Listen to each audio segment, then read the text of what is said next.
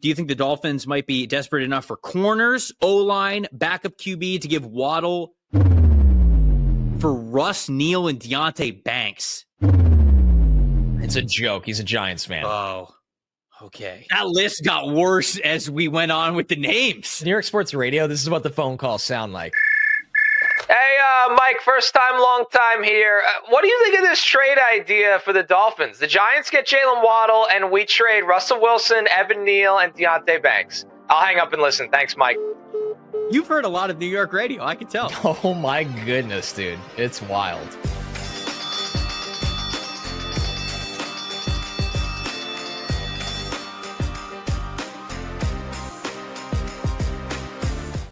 Welcome to the opening bell of the NFL Stock Exchange podcast. I'm Trevor Sikkema.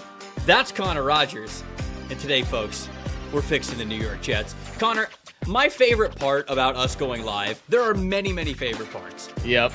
But not knowing what the cold open is going to be and watching our producer Tyler cook like that is truly, truly at the top of the list. I'm dying at that edit. It is like watching Beethoven go to work, Picasso paint. Because I love the surprise factor as much as you. The man is an editing machine. He is. He knows the fabric of this show as well as us, and we love him for that. It's a thing of beauty. Well, hello, addicts. Welcome to another edition of Fix Your Franchise here on the NFL Stock Exchange podcast. Today is all about the New York Jets, and if you are a Jets fan and you are watching this series episode for the first time, what we do here is we get into the details. How did we get here? We'll look at past records. We'll look at the current staff. We'll talk about offensive and defensive philosophies. Obviously, with the Jets, we got big trades to analyze, but we'll also not only recognize how they got to this point, we'll talk about the future. We'll identify the cornerstones of the roster. We'll talk about team building. We'll talk about free agency targets, how much money they have to spend, guys that they might go after. And then, of course, at the end, and buddy, is this an exciting one for your Jets? We get to do a 3-round mock draft here for New York. Connor, I just want to, I'm going to lean on you for a lot of this episode, obviously, with you being our resident Jets historian. That's the word that I'll use. Right. I'll use historian. I feel like that one's nice enough. We got to start with the trades. We have to start with the trades that we saw at the trade deadline because I think that sets the table for everything. Where the roster is, what we think of Darren Muji, their general manager, what we think of Aaron Glenn, their head coach, all of that stuff. So just right off the bat, man, Sauce Gardner for 2 first-round picks, Quinnen Williams for a first and a second. They get Mozzie Smith and A.D. Mitchell back as just kind of like throw-ins that honestly are decent throw-ins to get in these trades. But the fact that they even happened, man, take me inside your head when you actually read that this happened. I was definitely surprised by the Sauce trade. I was not surprised by the Quinnen trade. Okay. There definitely been, I think with Quinnen, it was always, can they get their, can they find the price that they want out there? And if they do, they'll trade him, which is partially Quinnen, rightfully so, deserves to go play somewhere where he has a better chance to win. He's dealt with the change as a good sport for 6 years now. And, as much as he's only turning 28 in December, he's still in his prime. You just had to wonder, were both sides looking to kind of capitalize on his peak, right? Rather than wait, like the Jets aren't going to be good next year. And then you trade Quinnen during his age 29 season, and you're only getting back a 2 or a 3, which we see happens in the NFL. Because doesn't he want another contract too? Like he does want his contract. He wants more guaranteed money or his contract to be altered. Yes, he's due for significant money, and the Jets didn't want to do that, which I think was, in hindsight, it's not a mistake because they got the deal they wanted by trading him, but probably a player you should have rewarded again with what he's done and how he's played. And I think with Quinnen, the question is he going to go find his pass rush again in Dallas? Because he's been an amazing run defender this year, but he has not been rushing the passer at a high level or even by his standard at all. So that'll be interesting to see if Dallas can kind of reclaim that with him. Sauce is shocking because how many times do you see a 25-year-old, and he just turned 25 at the end of camp. It's not like he's turning 26 next week. A 25-year-old, number one, already 2-time All-Pro cornerback that was just extended this summer, traded when there was no friction between each side, right? Like he's shocked by it. The Colts just wouldn't be denied. And it goes to show you, outside of quarterbacks, I think everybody has a price in this league. And the Jets looked at it and said, we are going to be drafting a quarterback in the next 2 drafts. Yes. We need to have more capital to put as much talent around that player as possible. And we also are getting a guy, Adonai Mitchell, that, I mean, he was the 52nd pick in the draft 18 months ago, and it hasn't been great. I'm not going to sit here and sugarcoat it. Yeah, but this is a draft podcast. I loved A.D. Mitchell. You know, I love that part of like the sweetening of the deal. Like, I love that. Yes, it feels different than Mozzie Smith. Like, Mozzie Smith is a first-round bust that has played poorly. Adonai Mitchell has had loss of focus moments. Right. And he's in a offense that has it's loaded with talent, but he still could be something. There's a chance. Oh, there's a chance. And if he's not, so be it. But the wide receiver room moving forward of Garrett Wilson, and then you're taking a chance in a year where you're it's basically just a time to take chances on A.D. Mitchell and John Mechie. I love that. See what's there rather than trotting 100%. out Alan Lazard and Tyler Johnson every week. Right. I think both sides of the Sauce Gardner trade were I'm shocking. with you all the way. Shocking, but you can see how it makes sense for each side. Oh, totally. Right? Like I do. And to be honest with you, as crazy as it is, this makes way more sense for the Jets than it does for the Indianapolis Colts, because 2 first-round picks, that's a quarterback trade. That's an elite pass rusher trade. It's Micah Parsons. I think Jalen Ramsey got this when he was going over to the Rams, but like this is almost unheard of for a defensive back to get this sort of a trade back. And to be honest with you, they just signed Sauce Gardner this offseason, and he was going to be making a lot of money in years where the Jets probably weren't going to be good. So by the time that the Jets were really hitting the prime of what they hope is their next winning window, Sauce was almost going to be up for extension at that point. So That's right. You would have been paying him a crap ton of money to be a good player on a bad team. And instead now, again, I don't think they were shopping him around. Like you said, like this is kind of a shock, but wasn't it Muji who said yesterday, he's like, the Colts just kept coming back and upping the deal. They just kept upping the deal. And the fact that Ballard called him and said 2 first-round picks, if I'm Muji, I'm moving him too. 100% I'm moving him, even for a great player that Sauce is. So because I think the argument is Sauce is going to be highly effective for the Colts. He's going to fit their system. They need a number 1 corner. They're a really, really good team. And Ballard has been there a really long time, that it probably is time to strike while the iron's hot. The AFC is winnable this year. The Colts have a shot. They have as good a shot as anyone. And now you made a move that you think puts you over the top. Yep. The Jets side of it, Trevor, he's a corner, a very good one, that is a shutdown corner that doesn't really take away the football. And when it's not a luxury to the Jets, because that's not the right way to frame it. He's a really good player and clearly a very important part of their team. But Aaron Glenn making this decision, who has just as much say in personnel as Darren Muji, which is a very important thing to note at the top of this show. Aaron Glenn played corner in this league for how long at a high level? So Aaron Glenn making this move is, and he could be wrong. No one's saying he's definitely right or he's definitely an idiot. But we're going to find out. Aaron Glenn is saying, I can use the return on this to invest it in areas that we're going to need the most help at. While I believe that I'll be able to develop and coach cornerback good enough on this team with lesser investment, where they took Azarie Thomas in the 3rd round, who hasn't played a lot, but when he's played, he's looked really, really good. They traded for Jarvis Brownlee, who has been really, really good, and got him for free. A trade that I still don't understand. Brandon Stevens, who they got in free agency, horrible start to the year.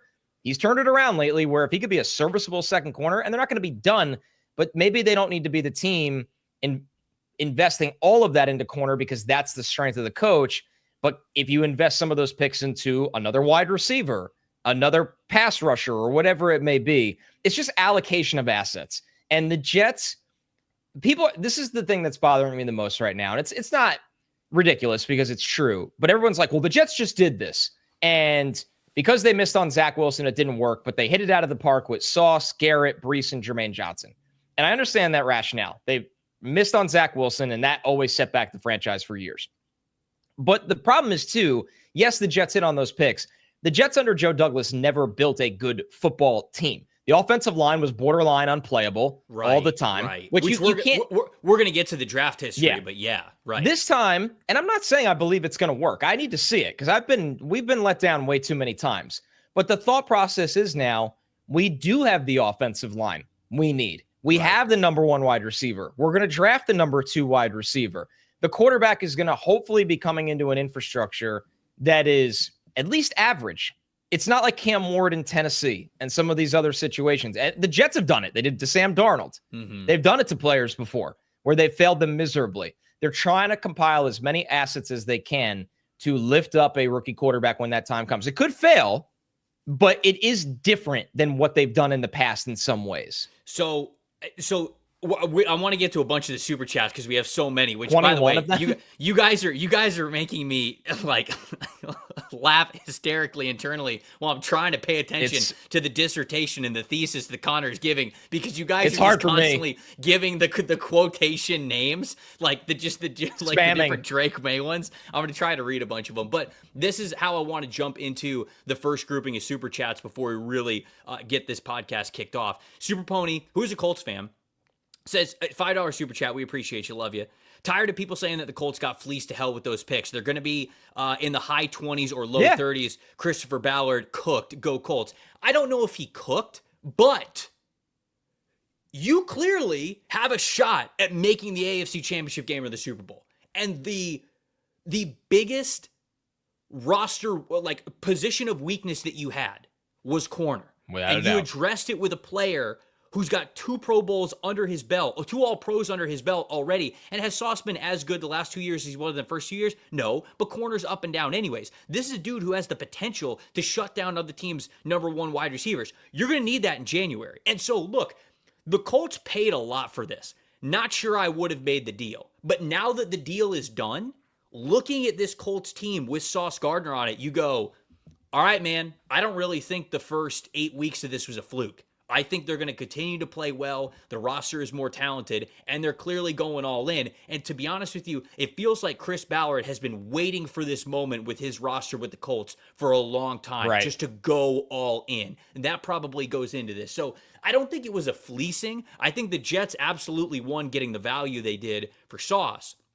But I think that the Colts paid a high price for a risk that could be worth it if they make the AFC Championship game in the Super Bowl, and now they've got a 2-year window, in my opinion, to do it.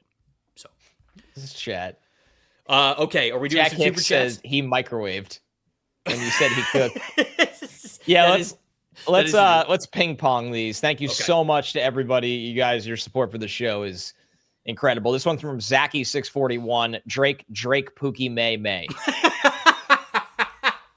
What a way to kick things off. Just the first super chat right out of the gate. We love it. Charlie Parker, $10 super chat. Family Guy sums up my feelings for the Jets perfectly. A boat's a boat, but a mystery box could be anything. It could even be a boat. Obviously, Connor, the way that you were talking about Quinn Williams and Sauce, honestly, is like, it's tough to lose guys like this because you're right. You have to now draft players that are good enough to replace them. So that's a lot of responsibility given that they were already proven players. But if it doesn't line up with the winning window, if it doesn't line up with the culture that you're trying to set up, then you don't want to pay these guys if you're not going to win with them. So I do see how Charlie came to that conclusion. But yeah. Dylan Terraman, he said, we have arrived, but now with 8 premium picks, how much more help does Muji need? The answer is more. Let's ride. I love it. Sean with the $5 super chat. Drake May. Obviously, Sean taking inspiration from the Boston Celtics Twitter account there.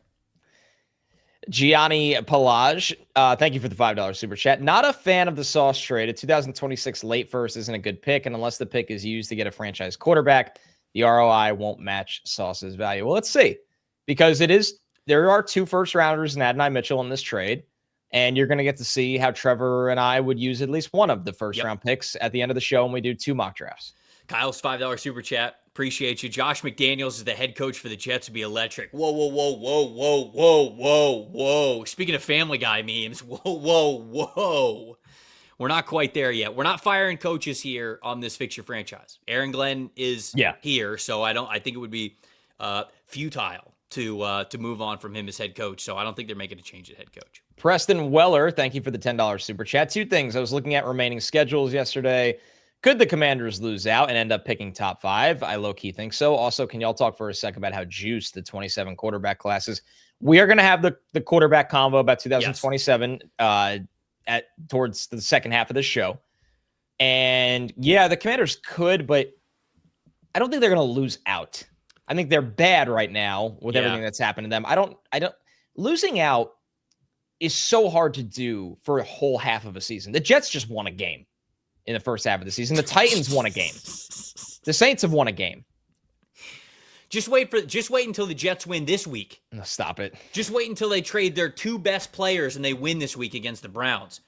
You know what my final score prediction was when we were doing the preview show? What was it? 9-6? Jets 9, Browns 7. Oh, it was pretty close.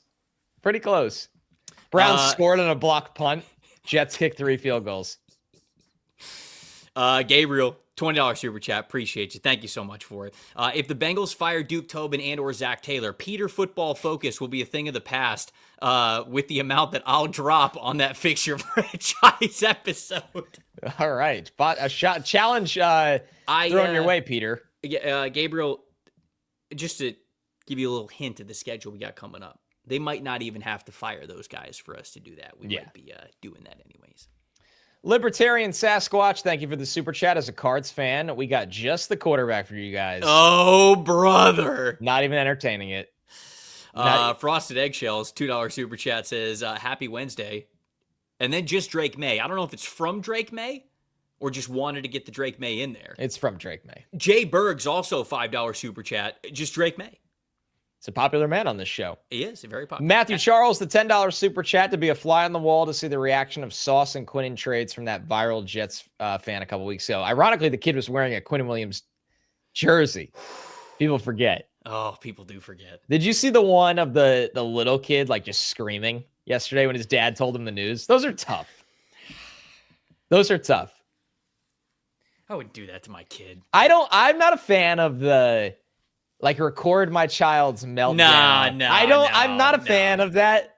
I'm really not. It's just, I mean, I'm not going to tell people how to parent, but I don't think people will see that from me when my kids are hating me for making them Mets, Jets, Knicks, Rangers fans.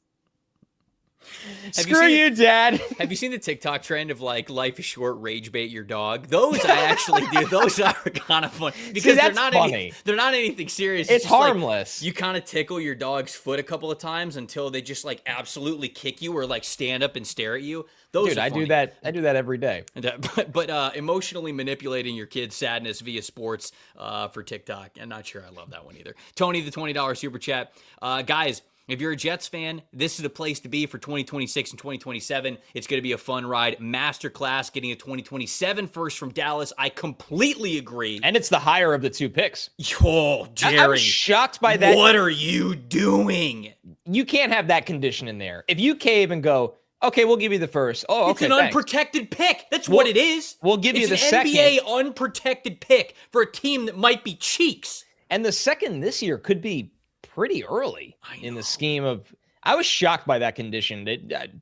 No, I shouldn't be because Jerry Jones is doing the trades, but yeah, whatever. Tony, we appreciate that. And anybody, Tony. Anybody who's watching the show, whether you're watching it live, which we already got over 1,000 people watching it live in the first few minutes of the show, we love you guys. Or if you're watching afterwards, if you guys aren't subscribed to the channel, we would love for you to be. We do these fixture franchises all the time. When we get into draft season, all of the prospect rankings, the mock drafts, the team fits, the team big boards, all of that great stuff we're going to have for you beyond just being a Jets fan. And so if you aren't subscribed to the show, we would love for you to be a part of the Addicts.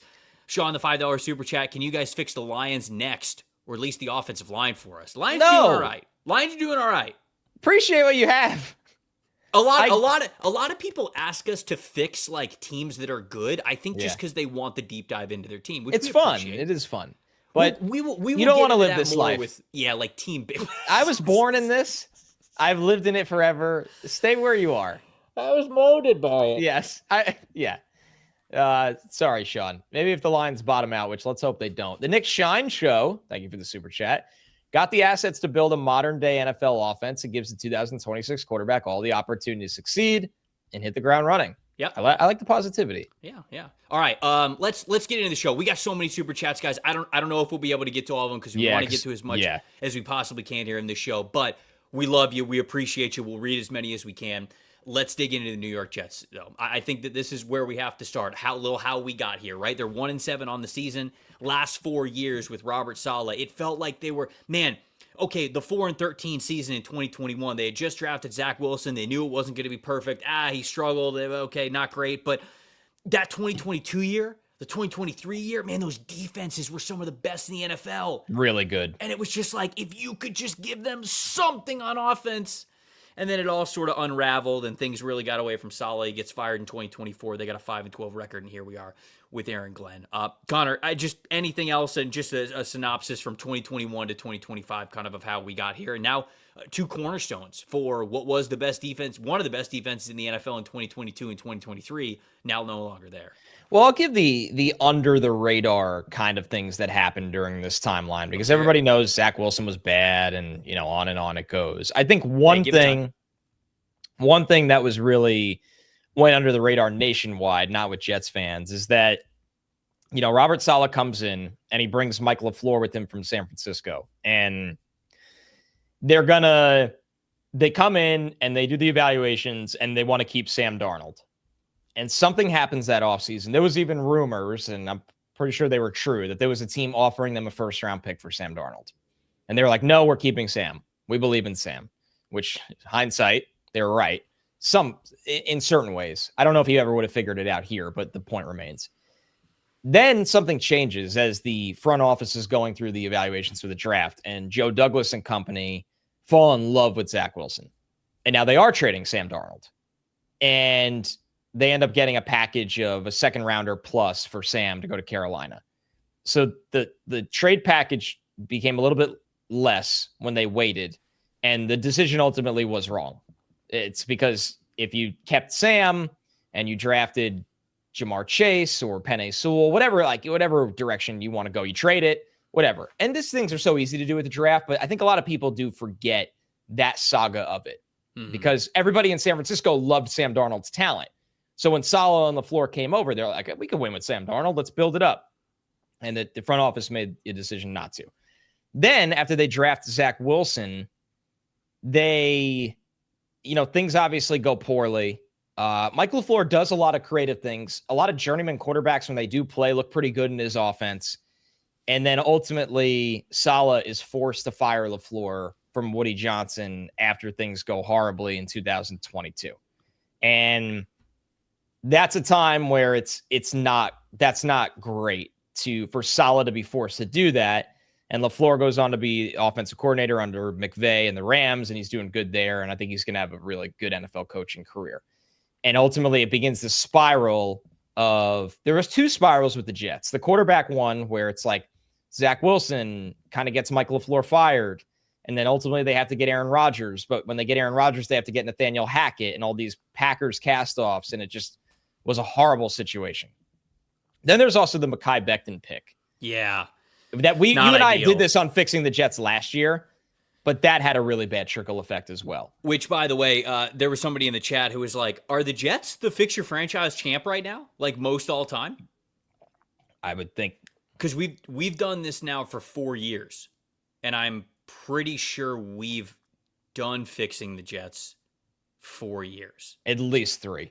At least 3. I think the Panthers... I would say yes. If we do the Panthers again this year, they'll have the title. But if we don't do the Panthers it's looking like we won't. It looks like we won't. Then it might be a tie between them and the Jets.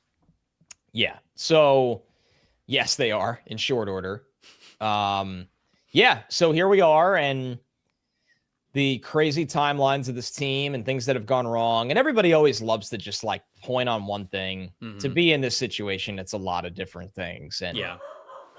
And Marvel agrees. And Marvel obviously agrees. Yeah, I mean, he's saying like, yeah, you guys are doing great. I hope that's a you guys are doing great laugh, or maybe my wife's rage baiting him. I'm not really sure at this point. Okay, let's look at the offense and the defense. We can look at some of the numbers that are there, and Connor, I'd love for you to talk about it just a little bit. There's been a lot of dysfunction with just how things have been going on the offensive side of the ball. They took a bet on Justin Fields, and I feel as though, the worst part of the bet was the 2-year deal, right? It wasn't like a 1-year deal with Fields. It was a 2-year deal. Now they can get out of it, but I do think that was, I'll bring that up a little bit later when we talk about Darren Muji more in depth. But for the Jets and their offense, they were 27th in overall offensive grade. They were 22nd in passing grade, 20th in rushing grade, and you see a lot of these numbers there, all the EPA per pass or per play, per pass, per rush. Like, it just was not good enough from this team.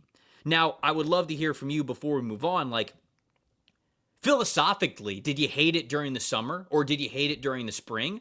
Because I kind of looked at it like, I don't mind the Justin Fields signing. No. Because what else are you going to do? Right. What else was there? I actually liked it at the time. Now, it didn't work out because Justin Fields didn't play well enough. But the fact of the matter is, they were going to run the football this year. They were just going to be a ground and pound team.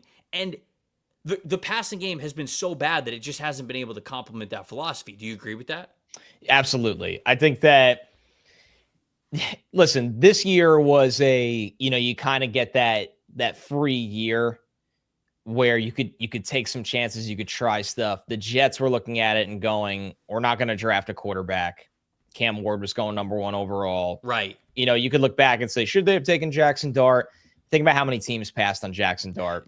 And Armand Membu's been awesome. That's way too unfair of hindsight. Because you could do that to a million teams. Yeah. Right now. Jackson Dart doesn't even go until 26. The Jets were picking, what was it, 7, 8? Yeah. What was it? And it's like, I don't even think that would have been in the conversation at that point. And that's all due respect to Jackson Dart, who is playing very, good very for him well for and the Giants. Right. Yes. But I just don't think it's fair to even say that.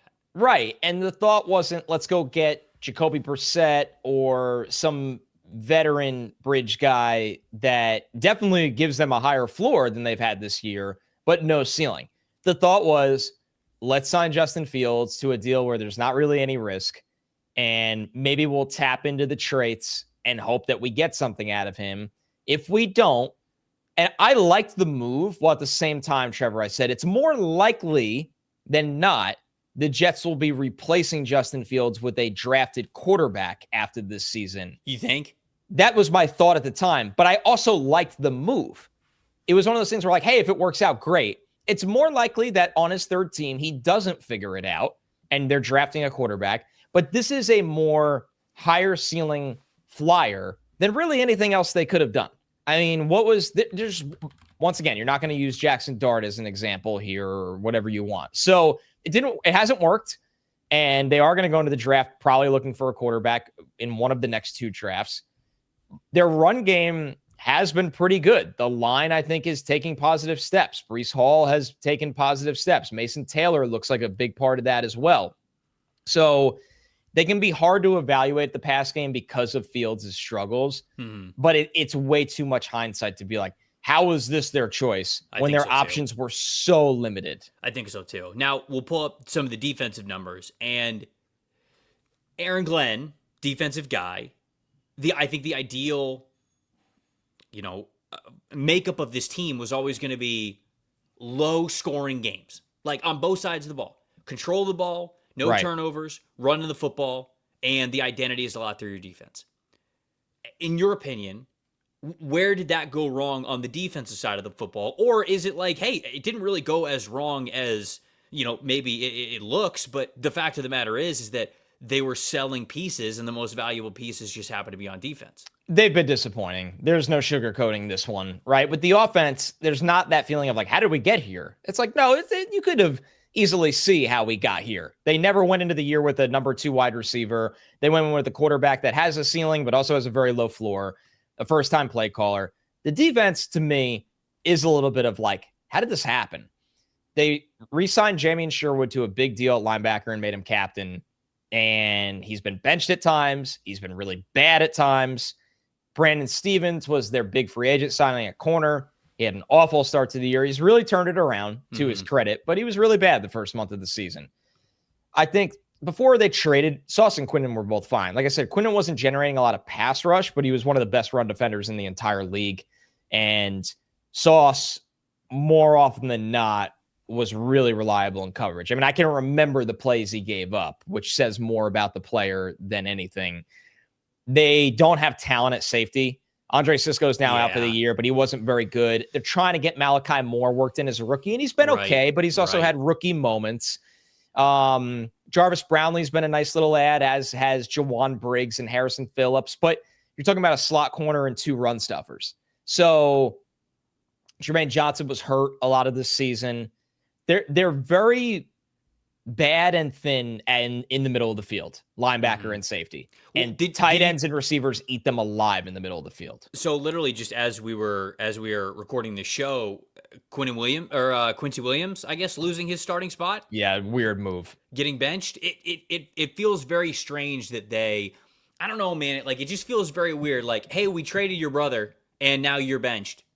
I don't know that this move in particular. I'm raising an eyebrow and I'm like, all right, what are you doing here? I don't like it. Well, the problem with that is, one, he's been better than their other linebackers. So why are you benching him? Right. Is there something like we don't know here? He's also do they think that he's gonna be very disgruntled about his brother getting traded and then why didn't you trade him yesterday? That's what my opinion would be in that situation. It's a bad look. It's a bad disconnect. Muji has done really well in trades. He's also had, and Glenn is as responsible as this because he's very involved in the personnel. He's had rookie GM moments.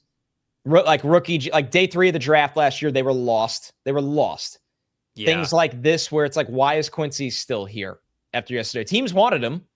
I know teams wanted him. Yeah. And you can't sit there and be like, well, we kept him because we're only offered a day 3 pick. No, you're benching him anyway. The Breece one I don't get either. Maybe you can that one I can explain. Okay, because to me on the outside with Breece, it is I don't see a world where he's on this team next year. So maybe you're saying to yourself, I have my price for a player. I'm not going to cave on it because I don't want to be known as a GM who can be walked all over when the situation's not going well. If that's what we're talking about here and that's the precedent, I can understand. But I really don't feel as though Breece Hall is going to be on this team next year. And because of that, I'm like, dude, just get the 4th round pick for him. If the Chiefs actually offered you a 4th round pick, just give the Chiefs a 4th round pick. But if you sound like you have a little bit more insight into that, maybe. Well, for that one, this can look really bad. It doesn't yet. If they just let him walk in free agency, then it's idiotic. I think they should transition tag Breece. I think it would be okay. $11.8 million. You have all the cap space in the world. You wouldn't have Breece Hall on a 1-year deal south of $12 million for a rookie quarterback, potentially. Yeah. But I don't know that they're going to do that. If they don't do that, then it's idiotic. Take the 4th round pick and move on because you're not going to factor into the compensatory pick formula at all. Right. I would hope this is because they like the player and want to keep the player. Breece has looked really good this year. And it's not an indictment on Breece's talent at all. I'm actually a little surprised the Chiefs just wouldn't give the 3rd round pick. The Chiefs are in the business of winning Super Bowls, and Breece Hall is really good. And your backfield kind of stinks. And everybody always pushes back. Well, the Chiefs don't run the ball. Breece's best attribute is catching the ball. Yeah. So this isn't a Chiefs discussion, but I'm a little more surprised they just GMs really hold on to these draft picks tight, man. And I get why. Yeah, I do too. It's cost-controlled stuff. It's guys that you're betting on. You obviously don't have to pay them the second contract, soon, whatever it is. So there's a lot of reasons why you would hold on to them. But for the Chiefs specifically, they're in the winning window. I'm very shocked that Chuba Hubbard or Breece Hall is not a Kansas City Chief today. I really am surprised at that because that's one of the most least dynamic running back rooms in the NFL, and they're trying to compete for a Super Bowl. If you take out Patrick Mahomes rushing, that is they are non-existent on early downs with who they are out of the backfield. So I'm very surprised about that as well. Let's run through some of the slides for the draft history that we have here, because I do want to talk about Darren Muji and get some of your thoughts there. I want to read some quotes as we get into the team building aspect of what this show is all about. So let's take a look at a little bit at the draft history. You go back to that 2021 NFL draft, this is the most recent one, and then we'll kind of work our way backwards. Membu, stud. Mason Taylor, obviously they're hoping that he's into the fold as a core player for them. You mentioned Azareye'h Thomas has played well for them. Arian Smith, we've talked about before. We don't need to say it again. We don't need to do it again. It was not a good pick. Malachi Moore looks like he's getting valuable snaps out there. So in reality, like, for where the team is going, you at least have 4 guys that you feel good about that are quote unquote your guys moving forward. So I think the class is very solid for them, given how they're going to build things moving forward. Yeah, it's good for you to come out of the gate and hit on your premium picks, right? Membu looks like a franchise right tackle. I've been so impressed with him. Not only the tenacity he plays with, but he's cleaned up so many even little technical things in just a short span of time since he was a college player. And Taylor's played well. Like I said, Azareye'h in short sample sizes played well.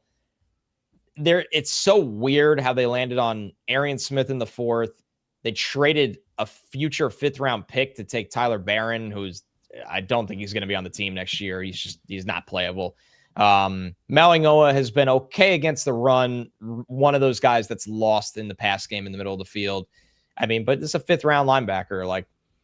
So yeah, a solid draft for Glenn and Muji in their debut draft. Yeah, and then Tyler, you could just run through these you can run through all these quickly. Like 2024, you've got Fashanu, Braylon Allen, obviously the running backs that are there, but that feels like it's about it. 2023, you've got Will McDonald. Tittman's played really well this year. Tittman, who are the guys that you are going to build around moving forward, but I don't think any of those other guys even. No, they just light picks on fire all the time after round 2. So then 2022, this is the draft that has Sauce in it: Garrett Wilson, Jermaine Johnson, Breece Hall, Jeremy Rucker, Max Mitchell, Michael Clemens.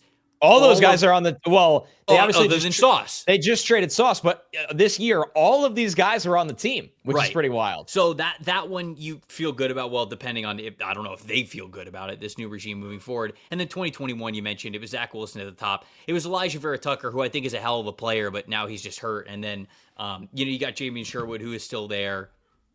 That's about it, though. Yeah, they traded Michael Carter to the Eagles 2 weeks ago. It's got to be so much better than what it was previously, which brings us into Darren Muji, who this is his first year as general manager with the New York Jets. He's just 40 years old. He started his career as a scouting intern with the Denver Broncos in 2012, so that's quite the ascension for him, especially at his age, in 13 years, already becoming a general manager in the NFL. When I looked at some quotes from him about team building philosophy, he had a lot of cliches, right? I found this one: our philosophy will be to draft and develop and keep our own, be disciplined, strategic, and free agency. He's a walking cliche. It's a lot tough listen. It's a lot of cliches there. But there was a quote from when he was with the Broncos when they were doing like a behind the scenes video thing about the draft. And he did have this to say about draft evaluation, which I thought was interesting. And it's something to note as they kind of move forward with their draft evaluation processes. Quote, one of the more important parts of the evaluation process is each player's measurables: height, weight, speed, hand, arm length, all of those things. Each position has a threshold, use the word threshold, kind of a cutoff line. If his speed is below this, well, he probably isn't going to make it, or we'll definitely have to downgrade him. Or if the size or the length is below this, we're going to have to downgrade him. So I thought that was at least interesting. That's something a little bit tangible beyond cliches, is maybe they are going to be a little bit more analytically forward with thresholds about what can and can't play in the league. But he went on to say that there is certainly nuance involved, and I hope that him and Glenn sort of have that maybe analytical and football background where they work very well together. But I did think that was interesting, at least, that he had mentioned that in that Broncos video. I think so too. And Glenn, I remember going to his podium at the Combine, and it was just when everybody was just, badgering him about Aaron Rodgers. And when he finally got some questions about actual football stuff, right away he lit into arm length at cornerback, size, physicality, being able to open up and run. They are a team I think in that first draft, you could see they do care about like size, athleticism, and age. Armand Membu and Mason Taylor were very young prospects, as was Azareye'h Thomas as well. Azareye'h Thomas was. I think you are right. Yeah. Yeah. All three of those guys were very young. And yeah, I think they also, this isn't why they traded Quinnen Williams, but very different scheme aspect going from the type of players Saleh wanted and Ulbrich wanted in their scheme to what Aaron Glenn used in Detroit. Totally. They want to be bigger on the front four. They want to be bigger at linebacker, which is why I was a little surprised they gave Sherwood the money they did because he's very small. They're obviously have they have this weird thing going on with Quincy right now that they benched him, another small linebacker. But I'm just like, we'll have larger combos about this, and I doubt it'll factor in today's show. I guarantee they're going to be infatuated with Arbel Reese, like infatuated with this player. Ooh. 6'4", he's going to be 250 pounds. He plays off the ball. He can rush. Totally. So like that, they want to be a bigger front seven. They want to be bigger at corner. I know Sauce was a big corner, but Stevens and Azareye'h Thomas are big corners. They're changing the look of this team because of the style of football they play compared to the previous group. Yeah, and it's obviously going to take time, and that's why I think that you make the moves that you make to give yourself the premium picks to be able to pick the players that you want. And, right. I think very clearly it is just felt as though since Aaron Glenn got there, he's like, yeah, I mean, like, changes are about to happen. We're about to change a lot. And, like, the culture change of what they're doing from a team building perspective, from an attitude perspective, from a leadership perspective, like, I just felt as though nobody on this, well, I didn't know that nobody on the roster was safe to the point of like Quinnen and Sauce, but very clearly, like nobody on the roster is safe. The Jets went into this trade deadline and they said, anyone is available, make an offer to us. And they said, we're not fire sailing anybody, but if you want to make an offer on a player, we'll be willing to move on from him. Why? Because they didn't draft him and they didn't sign him. Right. And there's no connection there. And I wonder what the next couple of years look like loyalty-wise from the players that they draft. How long of a leash are they going to get? Are they just going to stick with these guys as much as possible? I mean, it kind of felt that way with Justin Fields even, right? Where you were like, dude, I mean, you got to make a change at quarterback. And even it felt like Aaron Glenn, correct me if I'm wrong, was slow to do that for as long as he possibly could.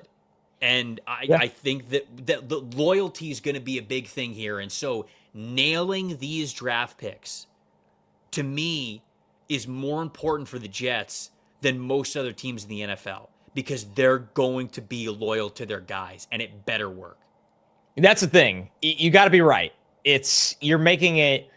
What I'm fascinated by, Trevor, is Aaron Glenn comes in as a defensive coach, right? And I think part of him wants to shake that perception a little bit where he does I hired Steve Wilkes. He calls the plays. He runs the defense. I'm the head coach.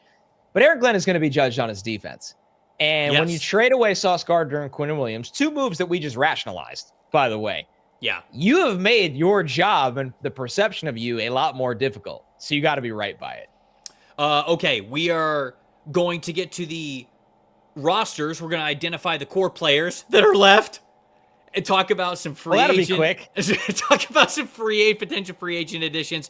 We're going to read off some more super chats, but before we do that, this episode is brought to you by our friends over at BetterHelp. As the days get shorter, a little bit colder, it can maybe sometimes take a toll on how people feel. This time of year, it can be tough for a lot of people. It's a great reminder to reach out and check in on the people that you care about. That means, hey, giving your grandmother a call, writing a letter to a friend, maybe finally grabbing lunch with somebody that you haven't seen in a while. We're all healthier when we stay connected and when we have a community with support. Just like reaching out to a friend, starting therapy it can take a little bit of courage and planning. Once you do, though, you might find yourself wondering, hey, why didn't I do this sooner? BetterHelp makes it easy to start therapy. You guys will be matched with a licensed therapist based on your needs and preferences, so you can focus on growth and goals.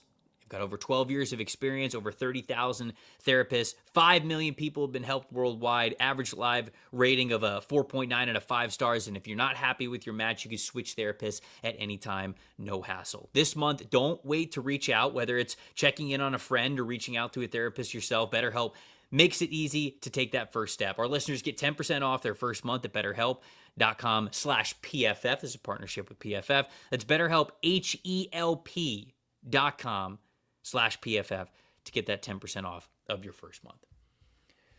Let's run through some super chats.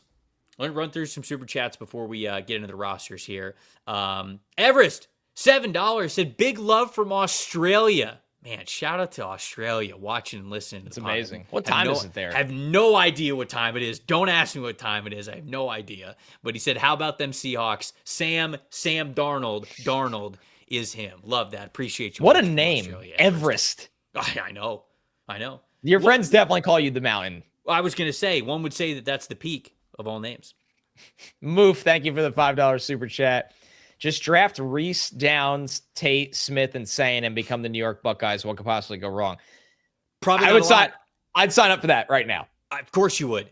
1,000% you would. I'd sign up for all of that right now. Reese? Hold on. Yeah, I bet you would sign up for top 5 pick Arvell Reese, top 5 pick Caleb Downs, top 5 pick Julian Sane, top 5 pick Jeremiah Smith, and then first rounder Carnell Tate. Yeah, I bet you would sign up for that. I got 5 first round picks. You receive, I receive. Reflex $5 says would love.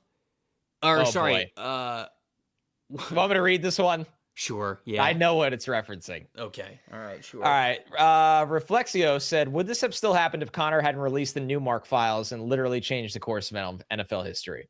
So when Aaron Glenn got the job, the Jets GM search was down to 2 candidates, and Lance Newmark from the Lions, now Commanders, was one. He was originally with the Lions. A lot of people drew conclusions that was Glenn's guy. I did an episode of Badlands just going through the background of Lance Newmark. And it became like a little bit of a legendary episode called the Newmark Files. I didn't like the candidate. Let's just say that. I also didn't completely bury the guy. But oddly enough, and this is not because of me, okay? Oddly enough, the Jets totally restarted the GM search the next day, which Lance Newmark was not a part of anymore. Nah, brother, that's you. That's it's all you. It's not me. The man they hired definitely had some say in Aaron Glenn and was like, wait, what? So yes. The Newmark Files. No, yeah. Sounds like it could have been you. $5 from Ryan says people wrote off Quentin Johnson. He's turned that corner. So I think AD Mitchell could get to a good place when he is still on his rookie deal. I agree. Love that. We're manifesting it. As somebody who liked AD Mitchell coming out of the draft, love that, Ryan. You couldn't be more spot on. Great callback. Love the thought process. I do too. I'm excited to just play AD Mitchell, right? Like just 100%. You got nothing to lose right now. Just play him. Yep. Chad Prince, thank you for the super chat. No question, this is $10 for Connor to just go have a stiff drink. What a lad. That is really nice. Thank you, Chad. Not New York, you're not. Kyle, $5. Get me half of a stiff drink. Yeah, of course. Kyle says, Trevor, has anybody told you that you look identical to Tyler Shuck? Wait, should the Jets trade for Tyler Shuck? Boom, franchise fix. Not sure that fixes the franchise. But if somebody you don't look identical to him. If somebody would like to tell my bank account that I look exactly like Tyler Shuck, I will take that. You know, if they want to send the game checks my way instead because they get us confused, I will take that. I mean, you still look identical to me to Gabriel Landeskog. Which somebody also shouted out in the chat. They've been on it. The chat's been on it. Unbelievable how much you look like Gabriel Landeskog. Yeah, you know what hurts? The Lightning lost to the Avs last night. That's what hurts. Oh, no. That's what hurts. Yeah. Oh, no. Kelby, $2 super chat. 10 minutes in and no Arian Smith mention. I just wanted to read that one. I know that was your turn. I will take a bow. You're welcome, Kelby. Big Dog, thank you for the $2 super chat. Aaron, Glenn. There it is. Right? Yeah, I agree. Sports Debate Arena. Colts did get fleeced. This would make sense for the Ravens, but the Colts don't know if Jones is fake. And if he is, you might be stuck with him for 2 years to get a cornerback. As a Giants fan, I've seen this script. Ooh. Look, as a Giants fan, I can understand the animosity towards or the reluctancy to buy into Daniel Jones, but very clearly he's playing very, very well. And like I said, I think the big reason why is because Chris Ballard's been waiting for a time to go all in for a while. And this is his time to do it. So I like that trade more for the Jets than I do the Colts. But there's a world where it works out for the Colts. The best part is, Trevor, we're going to get to see. That's the beauty of this one. True. Wisco03XX, is it bad process to trade a good young player under franchise control for the next 4 or 5 years in Sauce? The Williams trade, I understand more as his contract is coming up in 2 years. I think, one, I agree with the latter part of this. Like, the Quinn Williams trade makes a lot of sense. This is selling high while you can, because yes, it's just a matter of selling very high. Like, very Jerry high. Jones met their price, and it's a good return for the Jets. Sauce is 25. I don't think it's a bad process if you end up building a better team, because the Jets are not a good team right now. They're a bad team with a very good cornerback. Yeah. If you utilize these picks to build a competitive football team, which once again, they are not right now, then the process isn't bad. But we're going to get to see. You know what? We're going to get to see. That's the beauty of this. That's true. James, $5 super chat. Sauce became more expendable the moment that the Jags snagged AZ, Azareye'h Thomas. Not like they didn't want him, but a first and a second round talent snagged late. Options opened. I just think the options opened really. Yeah, I mean, the Colts called with a big offer, with a huge offer. But having Azareye'h Thomas makes it easier to say, hey, we drafted this guy, we love this guy. Going back to the loyalty part. So yeah, a little peel back of the curtain. My understanding was they never thought Azareye'h Thomas would make it to them in the third round. I mean, I kind of didn't. Like, I thought he was a day 2 player. I had a second round grade on him. They knew they had to take Mason Taylor with their other top 50 pick, but why nepotism? Jets great, Jason Taylor.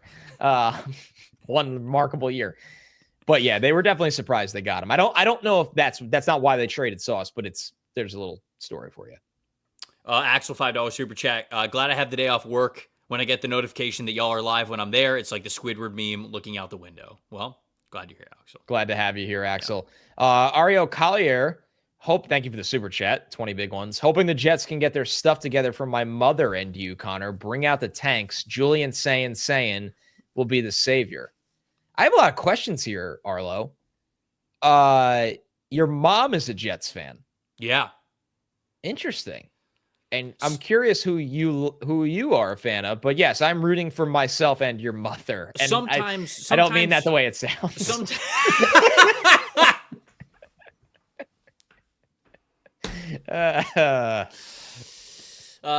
We love moms in this chat. Yes. Joshua, $10 super chat, longtime addict and Badlands listener. War Room, so worth it. Thank you, Joshua. All I gotta say is Dante Moore and Carnell Tate better learn how to speak New York. I'll show them. The good times are coming. You ever have a bacon, egg, and cheese? Yeah. Yeah. I have had the pleasure of partaking in the meal of a bacon, egg, and cheese on an everything bagel with you in the great city of New York. In Union Square. Boy, that is enough to sell Dante Moore and Carnell Tate to get to the New York Jets. Yeah. We got to work with what we got. Austin Smith, thank you for the $5 super chat. For the Jets to get 2 picks in 2027 is insane. Would love to hear your thoughts on the depth of the class overall. Has potential to be historic. It does. Yes, it does. We're going to spend a lot of time on that class, a little time on it today. But the beauty of it is, for all the addicts, Trevor and I will be doing summer scouting again next summer, and I'm sure we're going to be hyping the hell out of that class. Got a lot of people in the chat recognizing that this show loves moms. Big mom show. Taylor said we love moms. NFLSE merch. Rufian said Zach Wilson love moms. Oh man, yeah. Dry grass. MILFSE merch. I couldn't help myself. That's sorry. No, that's good. I'm glad you did it, not me. Okay, let's get into the roster. Core players on the offensive side of the football. Let's take a look at this graphic here. Nice and quick. At quarterback. There's a bunch of question marks. Don't know. Connor, you take a look at it and you just take a glance and be like, yep, we're good to go here. Right. The core players, wide receiver 1. The core players I have with a star next to them. So like Garrett Wilson, Mason Taylor, yep. 2 offensive tackles, and Joe Tippmann. But basically, like, I don't even know what this is the projected starting lineup going into next year. Is this the correct painting of the picture here for the Jets? Yeah, I hope that they bring Breece back. I don't think Braylon Allen, I know he's hurt right now. I don't think he's been very good. And Isaiah Davis is like your ideal RB2, 3-ish kind of guy. So I hope Breece is back, whether that's on an extension or a transition tag. And then that's it, man. Like, Tippmann's played really well at guard this year. Josh Myers is on a 1-year deal. So maybe Tippmann goes back to center next year, but he might just play guard for them.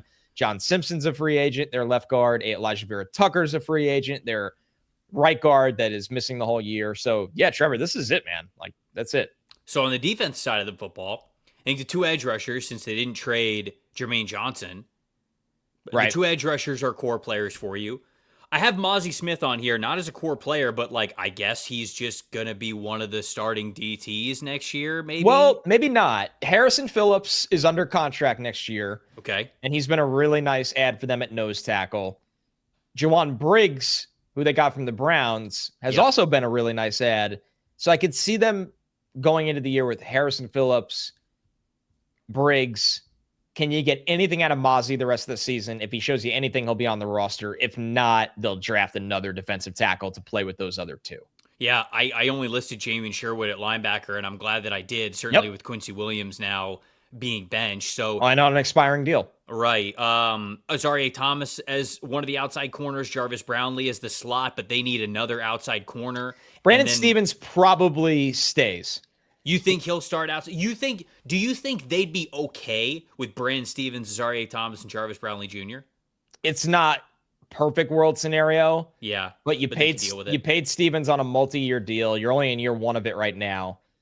Hopefully Azareye'h continues to develop like he has. Brownlee's been good. I think that they add another corner, but not a guy. Like, yeah, those would be the 3 starters, I think. Alfie just said, Bear Alexander, welcome to New York. That's not crazy at all. And then they need another safety next to Malachi Moore. If Malachi Moore is even viewed as a safety, they might think that they need 2 starting safeties, which brings us to the team needs. The team needs here for them. I have quarterback.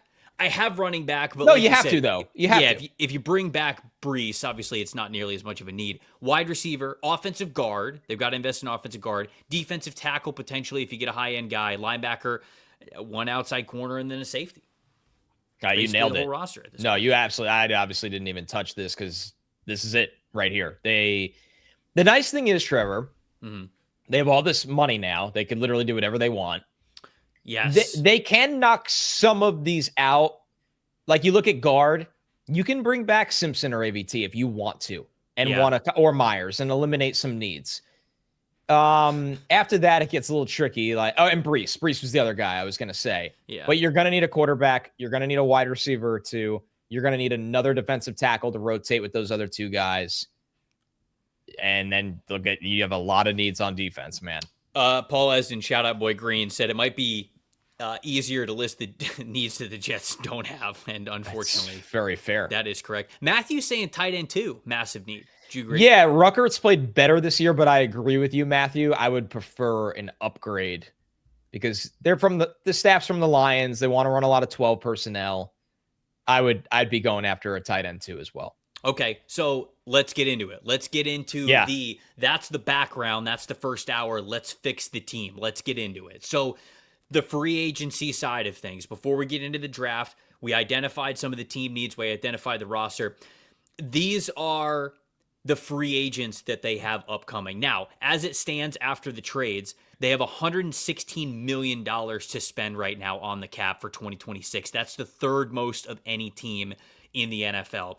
These are the free agents that I have here for the upcoming season. Elijah Vera Tucker, Breece Hall, Alan Lazard, Andre Sisco, John Simpson, Tyrod Taylor, Quincy Williams, Michael Clemens, Josh Myers, Josh Reynolds, John Mechie, Chuck Okorafor, Tony Adams, and then at tight end, all 3 of these guys, Jelani Woods, Stone Smart, and Jeremy Ruckert, all 3 of those guys are free agents. So tight end too, you could maybe bring one of those guys back, but you could have the flexibility to add whoever you want.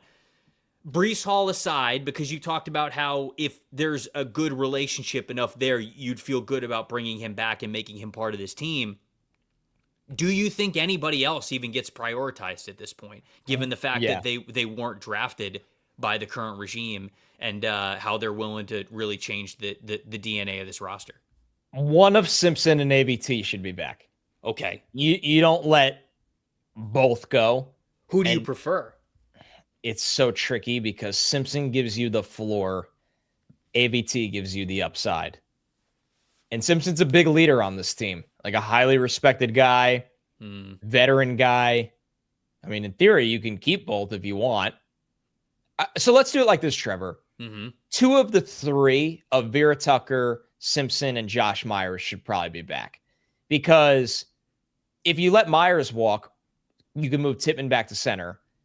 But I think they're more likely to keep Myers because he's cheaper and keep Tippmann at guard where he's been good and then pick between AVT and Simpson.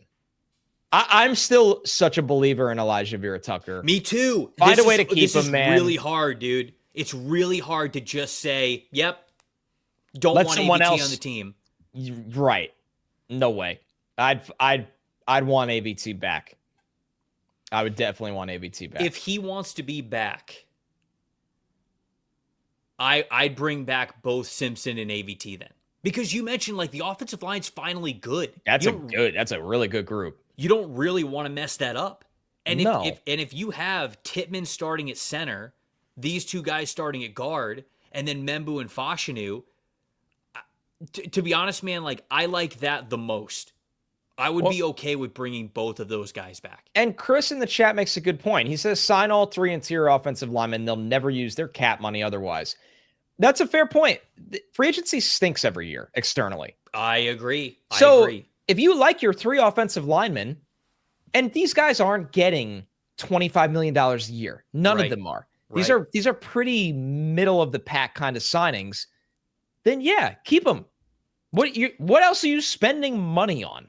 Michael's saying the guy tore his triceps in both arms. Weirdest injury history ever. It's pretty insane. Does he have other major injuries, or are those the only 2? I think he tore his biceps. Well, he's done the triceps now in both arms separately. Dude, I remember the same thing happened with Gerald McCoy. Like he tore his biceps and then he tore his biceps again. And then it was, I don't want to butcher this, but like, it was almost like there was a different surgery that he had the second time where they were like, yeah, the first time it was never going to hold to play in the NFL, like to have that kind of demand. And then like the second time he had surgery, it was like more of a long-term, like actually getting the real surgery done. AVT has gone torn triceps, torn Achilles, torn triceps. That's the killer, right? Like that's the one that you hate the most, because I can live with signing a guy to a long-term deal that tore both of his triceps because I don't think it'll ever happen again. The crazy thing is he looked so good this summer, so back to form, where it's just like, I'm bringing it back. I'm bringing it back too. I'm bringing it back. Yeah. Peter, by the way, $50 super chat. Peter, you're the man. Is Peter microwaving? Yeah, he is. He said, "Hey, Quinn and Williams, we're good, bro. You can leave. Mozzie Smith is here." Colin Cowherd, probably. Shout out the iconic Colin Cowherd quote on Ben Simmons. Nobody does a rant like Cowherd. Okay, so we're bringing back John Simpson and Elijah Vera Tucker, which I don't hate. That's fine. I don't know what John Mechie's going to be for you. I'd bring him back. Maybe. John Mechie is your wide receiver 4, wide receiver 5. I mean, who else you can have? You're moving on from Alan Lazard. You're moving on from Josh Reynolds. Yeah, let's wrap it out. Those guys back. So you have Garrett Wilson, you have A.D. Mitchell, and you have Arian Smith, which give me betting on John Mechie over Arian Smith. You're probably right, because then you don't have to draft 2 wide receivers. Right. So you then still can if you want. John Mechie's not getting $9 million a year. 100%. 100%. Yeah. Yeah, I think, and this is another, I haven't talked about it as much as I have with Mitchell, but this is an opportunity for Mechie to come in and catch a couple passes and play. Yes. So these are low cost moves. Okay, so we're bringing back Elijah Vera Tucker. We're bringing back John Simpson. We're bringing back Josh Myers as well? You bringing back all 3? Yeah, you might as well. Okay, you might as well. Well, no, it probably is 2 of the 3. Okay, then I'd pick John Simpson and Elijah Vera Tucker, given what you talked about with the leadership with Simpson. Yep. I'm bringing back Mechie. We've been bringing back one of these tight ends. We probably got to bring back one of them, right? Ruckert's from Long Island, so maybe it's easy to convince him to stay. So he's probably there. The rest of them you're moving on from, right? Yeah, there's no need. You know better than me. It doesn't feel, Bengals in the chat saying, I'm moving Joe Tippin to tight end, run the damn football. Done. Not a bad idea. 6-man line. Not a bad idea. Just play jumbo set as your base. Like, we're not even talking 11 personnel. We're talking 6 O-linemen is the most run personnel formation that you have on the team. That's what we really need. The Jets run jumbo 69% of the time. It's their lead personnel grouping. Works every time. Would be amazing. Do you want to say that we're bringing back Breece Hall? Yeah. You trade him if you weren't going to bring him back. Transition tag. Slap it right on his helmet. All right, fine. You print out the transition tag. The hood of the car right You here. walk This up to baby will practice. run for miles. That's right. Just look at it. And it's just Breece Hall. Just look at it. Okay, so we're not really.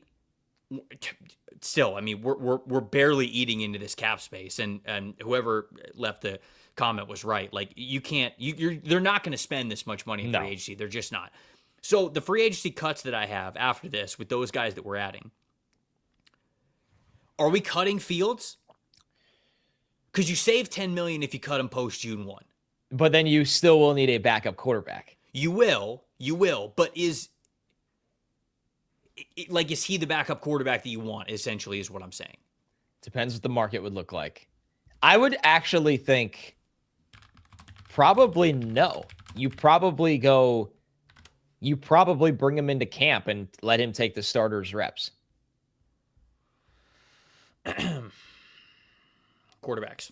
I know fans don't love that, but quarterbacks that are free agents this upcoming offseason. Daniel Jones, not getting him. Aaron Rodgers, LOL. Yeah, come on. Russell Wilson, low moving costs. No. Low moving costs. No. I'd pay U-Haul to not bring his stuff to the facility. You'd pay Peter to somehow set it up where this doesn't happen. Yeah. Yes. Marcus Mariota. No. Probably not leaving. Zach Wilson running it back. And then See where we are. And then we get it doesn't get prettier than this. Then you have Tyrod Taylor. Yep, always hurt. Love him. Always hurt. Joe Flacco. By the way, I see a lot of Mac Jones in the chat. I love that, but the Niners were smart, and Mac Jones is on a 2-year deal, not a 1-year deal. Yeah, Mac Jones is not a free agent. Then you have Kenny Pickett, Jimmy Garoppolo, Mitch Trubisky. We're Case keeping Keenum. Justin Fields. Case Keenum's in the league? I don't think so. Nah, he is, brother. He's on the Chicago Bears. Wait, really? Yeah. Learn ball, brother. What is he doing over there? Learn ball, he said. They have not Tyson knowing that Bagent 15 seconds ago. Wow, I really do not know ball. What about, okay, these are two that I'm not entirely out on. Okay. One is Malik Willis, which is you running back the archetype of Justin Fields. No. But he might be better. No, you're doing it hasn't worked for everyone else. And no, it worked in Green Bay. Just it came in Green Bay. It worked for Green Bay. And it hasn't worked for us, but it might work for us this time. It worked in Green Bay. Nope. All right, the other one's Teddy Bridgewater. No, he's been there too. Well, it's your fault for letting him go. Yeah, it actually, in hindsight, doesn't look great that they let him go. Nah, he's staying in Tampa anyways. Trade a third for Teddy Spencer Bridgewater Rattler. was like coaching a high school team.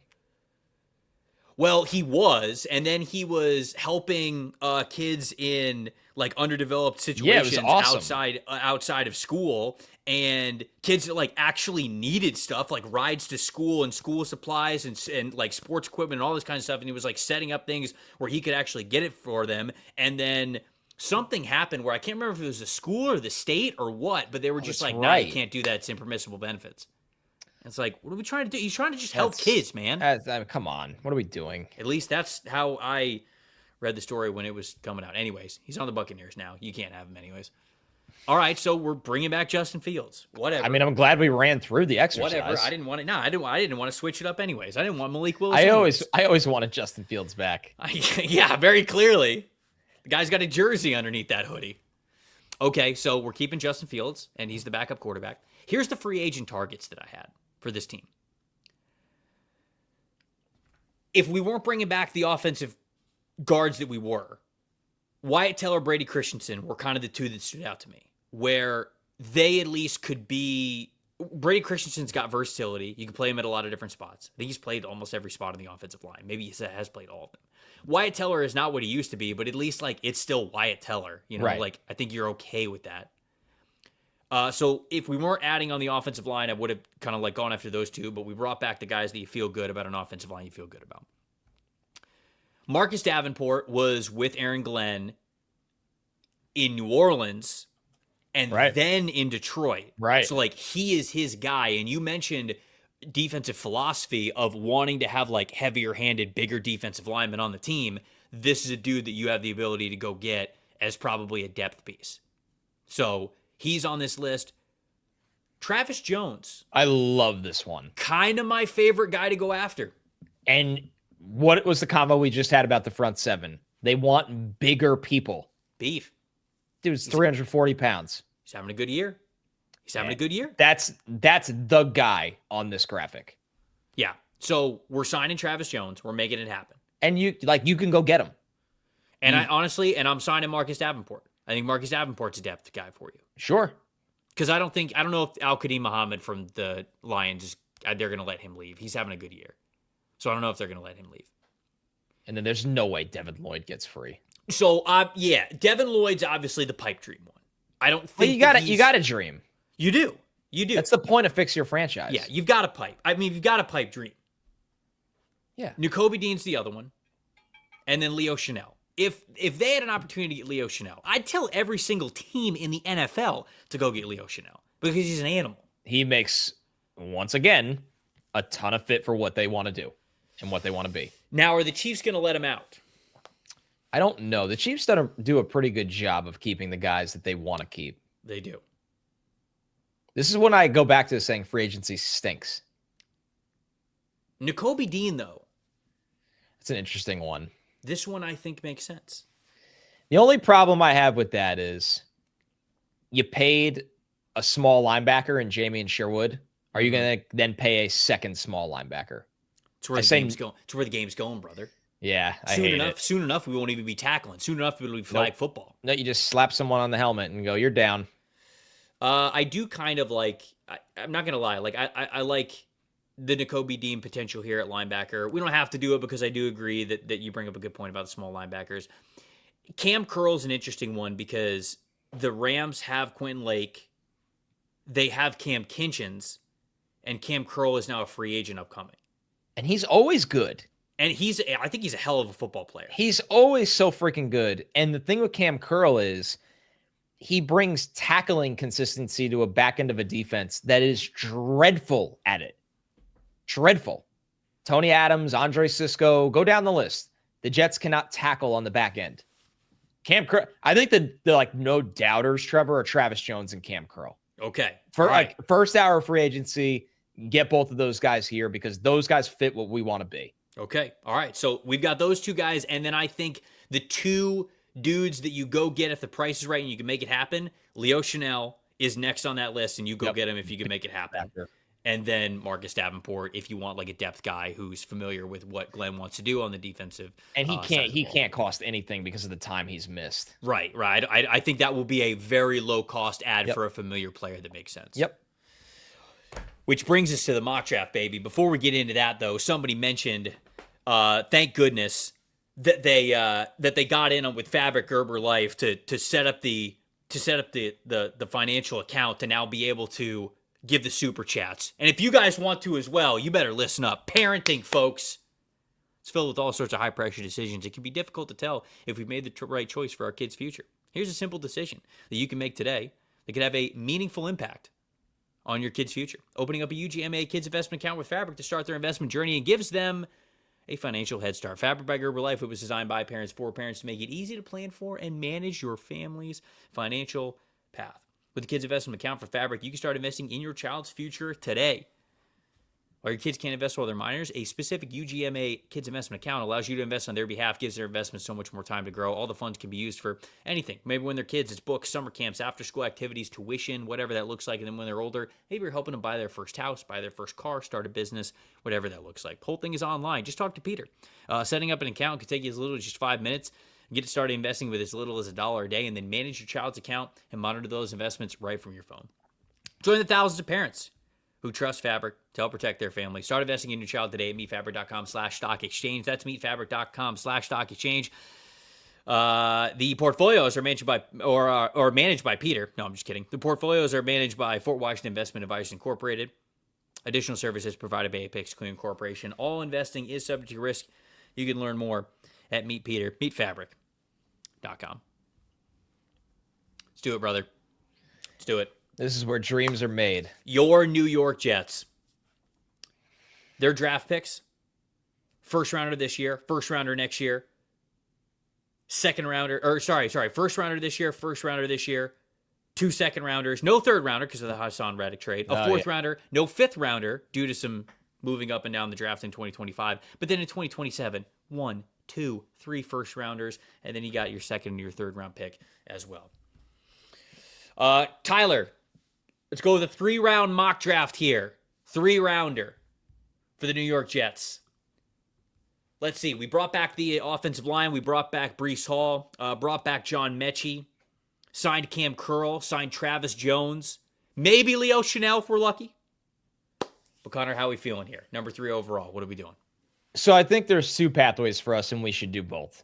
Okay. I think the one, because I see another super chat from Tony. Thank you for the $10 super chat. The more I watch the quarterbacks, am I crazy to want the Jets to wait for 2027? I kind of like the mock draft Trevor did early today. So I think there's one mock draft that we do wait, because I think that's a real conversation right now. Okay. The Jets are in no world where they have to take a guy. We are going to do a mock draft where they do take a guy. But we're also going to do a mock draft where they don't take one, with the thought that they are in on the 2027 quarterback draft class, where they have 3 first-round picks. Okay, so let's. Do you want to do the quarterback one here? We should do the quarterback one here. Okay, let's do the quarterback one here. Mendoza's off the board, but which could very well happen. It could, although the longer we do this into this class, the less I am convinced we're going to get the panic picks for a quarterback at the top. I know. Daniel Jeremiah said this when he was on the Rich Eisen show earlier this week. He's like, I don't think that teams are going to view any of these quarterbacks, even like Cam Ward was viewed last year. I agree. He's like, I think they're all going to have lower grades than what Cam Ward had. And if that's the case, I genuinely believe that it opens up things where the first, second, third pick of the draft is not a quarterback in this case. So, but in this instance, this right now makes a little sense. The Saints picked first, and they took Mendoza, and that's fine. Yes. So are we taking Dante Moore, Ty Simpson? So what do you want to do here? I don't have a clear break, a clear divide between these two yet. My gut is it's more likely Simpson is in this draft than Moore. It is. I could see Moore going back to school. I agree. There's a lot of things I love about Dante Moore's game. And if he goes back to school, gets a little bigger, continues to start at the college level, I totally understand. I can easily right now talk myself, Trevor, into this draft where we are taking a quarterback no matter what, into Ty Simpson. Mm-hmm. I can. I mean, is he the most prototypical number 3 overall pick? No. But this is a former 5-star recruit that waited his turn at Alabama, is playing excellent football, rips throws over the middle of the field. He's very smart pre-snap. He's obviously a really important part of the leadership of that team. Like, this guy really, he does have it all right now. The thing that you'd like more of is we've seen him play football for 2 months, dude. Right. 2 months. And somebody in the chat just pointed that out. Does that scare you? Yes. Yes, because go through the history of quarterbacks that are drafted, and when you're working with a lesser sample size, the miss rate and the variance is always significantly higher. That's why this is one of the hardest exercises to do right now. I want to see Ty Simpson play in the college football playoff in big games. I'd love to see him play a second year, but I don't know if we'll get that luxury. And that's going to make you wonder the Jets' process here of if they even want to take a quarterback this year. So Dante gave us a $5 super chat. He says, I'm really not sold on Ty Simpson. He may be playing very well, but he has just too few of starts. Wouldn't it be like Zach Wilson all over again? The problem with Zach Wilson, the level of comp, the comparison there is Zach Wilson's level of competition was terrible. I mean, during a COVID season, he absolutely lit up every single team that he played on BYU's schedule, and like none of them were NFL caliber players. And when Zach Wilson got to the league, he didn't know how to process NFL defenses. He didn't know how to process the game speed. He would hold on to the ball too long and it would turn into a sack or a fumble or a bad decision. And Ty Simpson's not like that. He plays at the highest level, high SEC competition. He is excellent at, running through his progression. I mean, I know like the 1 year starting, yeah, of course, like it worries anybody, but like this dude is already so good at layering throws over the middle, at going to his second and his third reads and progressions, getting the backside digs on certain concepts when the front side routes aren't open. Like he is doing all of these things. Now, is he as consistent as can be? No, but we're seeing that from this guy in his second month as a starter. So I think I like Ty Simpson maybe the most of any quarterback right now. To me, it's him or Mendoza, to be honest. Yeah, I'm still lukewarm on Mendoza, honestly. Lukewarm. I'm not as hot as other. He's got the arm talent. I think he does have the arm talent, but yeah, in this spot, I'm taking Simpson. I'm with the thought that more could go back to school. That could change. I love Simpson's floor, which is a dangerous thing to say about any quarterback prospect, but you made a great point, Trevor. It's one thing to talk about the 1 year starting, but he has been preparing with the starter mindset for years. He's been at Alabama for years. Yes. He's been their backup quarterback before this. It's not like he got there a year ago and now he's starting as a redshirt sophomore. And it's like, there's a lot of professional things to like about Ty Simpson. I agree. So let's take him here at number 3 and then see what we got at the back end of the first round. All right. So for those who are audio only, big board as it currently stands right in front of us, Colton Hood from Tennessee, the corner, Quincy Rhodes Jr., the edge rusher from Arkansas, Jennings Dunker, my boy, the offensive lineman from Iowa, Connor Lew, the center from Auburn, but I think he's going to go back, to be honest with you. Caden McDonald, defensive tackle from Ohio State, who I would have been very intrigued on if we didn't get Travis Jones in free agency. Sonny Styles still being here at 32. I mean, I think he is a hell of a football player, the linebacker from Ohio State. Maybe A.J. Harris from Penn State as well. And then you start getting into some wide receivers. You talk about Elijah Surratt from Indiana, Chris Bell from Louisville, Ian Strong from Rutgers, like a lot of those dudes as well. So what do you think, Connor, right off the bat? I was curious of what your opinion is because this draft, we're picking at 32. So the Colts won the Super Bowl here. Yes. Who did we just miss on? No, nothing crazy. Vega Owane. R. Mason Thomas, LT Overton. I was really hoping for Denzel Boston to make it here. Were you? Yeah, which he didn't. It's fine. Yeah, but if you want a wide receiver, I think Ian Strong's a hell of a player. Elijah Surratt's great. Chris Bell, if you want to bet on the upside, I think you're a little bit higher on him than I am. Jacoby Lane is here as well if you want that true X type of a wide receiver. Well, but you also pick in 3 picks after this. Right. So do you have to? That's a good point. You can get one of those receivers. What I love about Strong and Surratt here is I think the Jets need size at wide receiver. Like you have Garrett Wilson. We'll see what Adonai Mitchell could do. Yeah. But it's nice that the options here can play on the perimeter. Chris Bell could stretch the field. Yeah, let's look at the total positions because maybe we revisit wide receiver in a couple picks. Man, Quincy Rhodes is really interesting just because he is just so dynamic with his size and he could play on the edge. Yeah, he's a big dude. They will really like Caden McDonald, I would think. Well, if we didn't sign Travis Jones, right, you don't need to do that. Yeah, I think that. I mean, unless you talked about how the D-line depth is okay at defensive tackle. They'd be okay with Harrison Phillips, Jawan Briggs, and Travis Jones. I mean, maybe Amari Washington from Oregon if you want to bet on the athleticism. The upside. But the only issue, the only thing that scares me with that is he's sort of like Mozzie Smith archetype, right? Yeah, that's where he's just an athlete. Keep going. Yeah. Let's keep because this is going down. Sierreveld, I think, is a really good player as well. Yeah, now we get into lineman. Now we're getting into like CJ Allen, like line, right? These a big linebacker. Yeah, like Anthony Hill Jr., CJ Allen. I love AJ Halsey, but I don't think you have to pick him at 32. I mean, like I'd pick him at 32, but It's interesting because I think you might be able to, you can probably get Abney like in the second round. I like Yeah. corner in the second round. right, I- and it's think- one of the spots they have bodies at right now. I like linebacker here. I like your linebacker of choice here. And then we go Sonny Styles I think is awesome. and then we go wide receiver and then corner. I'm a big fan of CJ Allen. I really am. I just think he brings what Aaron Glenn values to the table with the size, the instincts, the thumping against the run. But it feels like, Styles is worth the value here. He's just been so good. He's been so good. Yeah, it's kind of hard for me to. Dude, you know he has a 0% missed tackle percentage this year? That's crazy. Well, and he gives you athleticism to play in space. He's bigger than I always remember too. Styles? Because of how athletic he is, I'm like, what's he listed at? I'm pretty sure he's over 240 pounds. Is he really?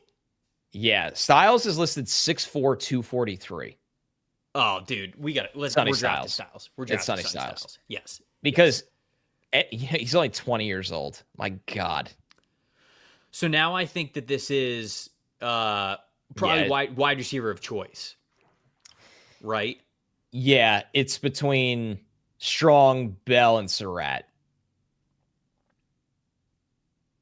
Can you click on Strong, Tyler? I actually haven't seen what he was the last couple of games. Oh, he's been okay the last couple of games. Struggled against Oregon. I gotta go back and I gotta watch the Oregon tape. But it's probably Chris Bell then, right? I mean, because of the speed. Yeah, just the overall athleticism. I mean, I don't think that he's a nuanced route runner, but no, I don't either. I think it sounds like this show might be a little bit lower on him than consensus, but my goodness, what an athlete. What an athlete at a legit like 220, 225 pounds. I know. I'm torn between him and Surratt here. The chats also talk about Jacoby Lane. Jacoby Lane's very good. He gets overshadowed because he plays in an offense with Mekhi Lemon. Yeah. But do you want Lane? Because I think Lane's a little bit bigger than Surratt, actually. No, I mean, I like Surratt better. Yeah, I just think Surratt's a better football player. And then what's Surratt's measurements? I can't remember. He's 6'2", 215, right? Yeah. Yeah. I'd take Elijah Surratt. He's just a hell of a football player. So Surratt's the best player. Bell has the most athletic upside, right? But aren't you kind of tired of betting on that and swinging and missing? Gonna be honest. And we just took Simpson, where I want to play an offense with some precision now. Let's go Surratt. Yep. I like it. All right, Elijah Surratt. Best part is we get to keep picking. Is this corner? Yeah, dude. Chris Johnson, Keith Abney. Like, this is corner to me. What about safety, too? Just to be sure. Remember, we only got Cam Curl. AJ Halsey. There he is. You know what I think? Take him. You know what I think? I think AJ Halsey is a hell of a player, and I think that he is somebody that Aaron Glenn would love. Because now the DBs line up as Stevens and Nazarieh on the outside, Jarvis Brownlee on the inside, Cam Curl and Halsey at safety with Malachi Moore as your third safety. That's a much better situation than what they've been dealing on the back end this year. Yeah. And then they have, one more pick? What is it, at 60? What is that, 68? Something like that? If I'm reading this correctly? What is it? The Jets? They don't have their third rounder because of the Hassan Reddick trade. Oh, okay. So they shouldn't have this pick then. Or the they won't have the next pick. Oh, I'm dumb. Sorry. Okay, so we only have one pick then. Safety or corner? Safety. Okay, Halsey. Yeah, then it's Halsey. Yeah. Okay. All right, so then that's the first draft that we have here. We took the quarterback. We went the quarterback strategy, and we went Ty Simpson, Sonny Styles, Elijah Surratt, and AJ Halsey as the 4 picks that they have in the top 50 there for the Jets. Now we are going to do one really quick where we are not taking a quarterback. This will be a lot more fun. Okay, same thing, 3-rounder.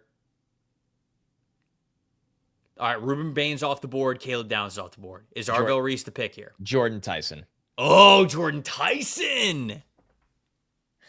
Do you got any second thoughts with Arvell Reese, or is Jordan Tyson just the guy? No, I think Arvell Reese is a unicorn, and I'm absolutely considering him here. But the thought of Jordan, if the whole idea is we're loading up for our rookie quarterback in 2027, you're telling me like a rookie quarterback gets to go play behind that offensive line, throwing to Garrett Wilson and Jordan Tyson. All right, let's take him. Let's take Jordan Tyson then. Jordan Tyson at number 3 overall. You're getting your wide receiver there. Very much the same looking board for us, although is Sonny Styles gone? No, so Sonny Styles is still there. We could take him. We could take Quincy Rhodes as well. We don't need any. What? Could take Colton Hood, the corner from Tennessee. Yeah, I still think they're gonna like what they have at corner, where they don't go this early. Okay. This early. Okay. So what are you thinking here? Caden McDonald. Even with Travis Jones? Yeah, I think you say screw it. We're just bigger and stronger than other teams. Okay. All right. So that's an option then. So Caden McDonald and Travis Jones in the middle. Damn. Okay. Yeah. All right. Let's take Caden McDonald. Damn. Okay. Yeah, because damn. Jermaine Johnson and Will McDonald on the outside. Sonny Styles is still here. I don't know if he's getting out of round 1 though. Yeah, but I'll take all the value I can get. No, I know. I think we could take Sonny Styles here, but because we just took him in the pass mock, do you want to take CJ Allen? Yeah, we could. Or do you want me to just, you know what? We can take Sonny Styles. No, we can make the ultimate mock. You want to make the ultimate mock? We'll take Sonny Styles. The ultimate. I love the ultimate mock for the graphic purpose. The ultimate Jets mock. The ultimate Jets mock. Yeah, we're taking Sonny Styles. Okay, all right, we're taking Sonny Styles. And now you know what we're gonna do? Are we gonna take AJ Halsey? We're gonna take Chris Bell. Oh, what? Yeah. Yeah, we're going to take Chris Bell. So you're just going to power slot this man and say, we're putting you in space. You don't have to run a damn route. Just run forward. Just freaking run, man. Wow. Everyone. You don't even have to play wide receiver because we have Jordan Tyson and Garrett Wilson. Oh, so everybody in the chat's just saying, like, let him cook. Mike is asking, how about Sellers here? I don't know what to think of Sellers. I don't really want to throw him in the mock conversation. And we're not drafting a quarterback, obviously. So I think he should go back to school. I think he's going to go back. Which is my whole, like, I think Dante Moore has a good chance of going back. I'm trying to kind of stay true here. I know we're out of time, but I would like, I will put it out there. If anybody does these and wants to do their own and you start with Arvell Reese, I'm with you all the way as well. Yeah. Like, you can't go wrong because we learned from this. Hey, we took Arvell Reese, but we're going to get our wide receiver later. So there's a lot of, it goes to show you how many fun pathways there are with the Jets mock draft. So are you taking Chris Bell? Are we taking Chris Bell here? Chris Bell. Okay. All right, Chris Bell. My goodness. So for the non-quarterback mock, we got Jordan Tyson, we got Caden McDonald, we got Sonny Styles, and we got Chris Bell. The following year, we're obviously going to draft a Renaissance man, Arch Manning, or Julian Sayin, of course, to be the quarterback of this team. Don't need Jeremiah Smith anymore, or do we? Screw it. Or do we? There we go. We fixed the Jets. Or hopefully we did. Put them in better position. We appreciate everybody. We love everybody. We got to run. It's an hour and a half. I am so sorry to everybody who sent us super chats and we didn't have time to get them. I will try to screenshot a bunch of the super chats and maybe we'll save them for a mailbag episode or something like that. That's a great idea. I would love to do that because we appreciate you guys a ton. Thank you so much for doing that and supporting the show. If you are still watching, you love this content, you love what we're doing here on the show, and you're not subscribed, we would love for you to be subscribed. We would love for you to be a part of the Addicts. We're live every single Monday and Wednesday at 4 p.m., 4:30 p.m. Eastern time, and we do these fix your franchises, but like I said at the top of the show, we do the mock drafts, the player rankings, the specific team stuff, all that good stuff. If you guys want to follow the show at NFLSC Show, TikTok, Instagram, Twitter, all that good stuff, at Tampa Bay Trey, at Connor J. Rogers. Farmers That's only. how you can Follow us. I'm not there, but Connor might be. I don't know. No, I'm not either. Not Yeah, anymore. yeah, not anymore. I've never grown a crop in my life. He's a married man now. He didn't have to be. We appreciate you guys. Thank you so much for tuning in. We love doing these episodes in this series. Always a good time. Connor, hopefully that was very therapeutic for you, my friend. It was amazing. Thank you to everybody that has been riding along the stream the whole time. You guys are the best. We love the questions. I promise we're going to read all the super chats. So thank you to everybody that supported the show. And man, we're starting to hammer away at fixing these Jets again. Jesus. Kev said, say hi to your moms. Hey, easy. Relax, Kev. But yeah, tell your mom I said hi. Yes, Connor Rogers. Are in the microwave. For Tyler Cook, behind the glass, making everything happen. I'm Trevor Sikkema saying thank you guys so much for watching another episode of the NFL Stock Exchange Podcast.